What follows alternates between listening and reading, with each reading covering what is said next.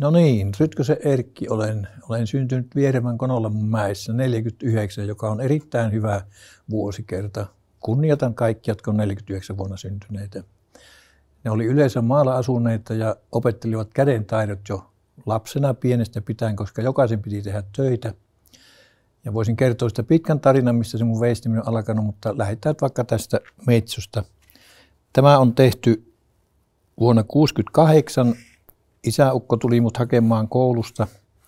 Oli viimeisellä luokalla kansakoulussa ja mentiin palstalle ja ruvettiin tekemään talvella töitä siellä. Ja ukkeli, kun ei ollut yhtään konemies, niin minä jouduin sitten moottorisahamieheksi ihan semmoinen pojareilukkana. Ja kaajoin niitä puita ja sitten kun oli joutoaika siinä, niin yhtäkkiä tuli päähän, että mä rupean kokeilemaan, niin tein tämmöisen.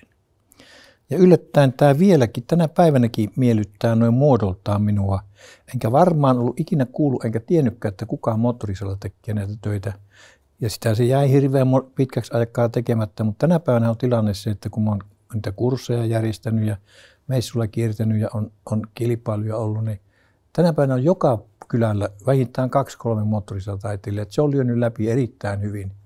Ja siihen mäkin niin eniten moottorissa töitä teen, mutta mä en ole mihinkään ihmeen juuttunut, että mun tekniikka on semmoinen, että mä teen kaikkea, mitä mieleen juolahtaa. Hion ja tein moottorisalle ja taltoilla veistelen. Ja kun mä oon semmoinen luonteeltani, että mä oon semmoinen henkilö, että asioilla ei ole millään tavalla kiire, kunhan ne on valmiita heti. Niin silloin kun mä saan idean, niin mä rupean heti tekemään.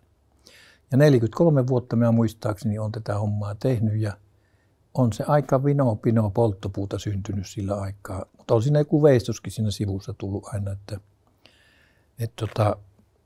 tästä se alkoi ja tuolla on sitten yksi työ, mikä on sitten tämän jälkeen tehty semmoinen musta nainen, että jos teitä kiinnostaa, niin käykää katsomassa, kun ei tykkään semmoisista töistä, jotka on aina uusia, erilaisia kuin muut, mitä on aikaisemmin tehnyt. Ja ennen kaikkea se, että jos mä aina kun mä saan johonkin työhön tarinan, niin silloin mä tykkään siitä erinomaisen kovin, kun musta se on hirveän kivaa, kun siihen tulee lisäarvo vielä. Ja tuossa esimerkiksi tuossa torsossa on semmoinen tarina, se on Suomen mestaruustyö.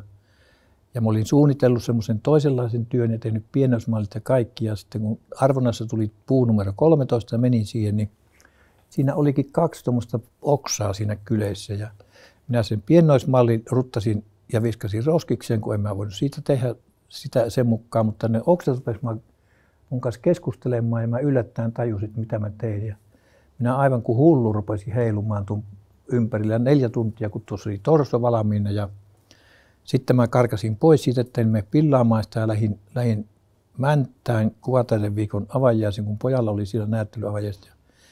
Maanantaina tulin takaisin, mun pihassa oli iso laatikko, jossa oli hieno kallis rilli ja iso teksti. Onneksi olkoon Erkki, olet voittanut Suomen mestaruuden, että tuo on semmoinen rakas työ, jossa on tarina, josta mä tykkään.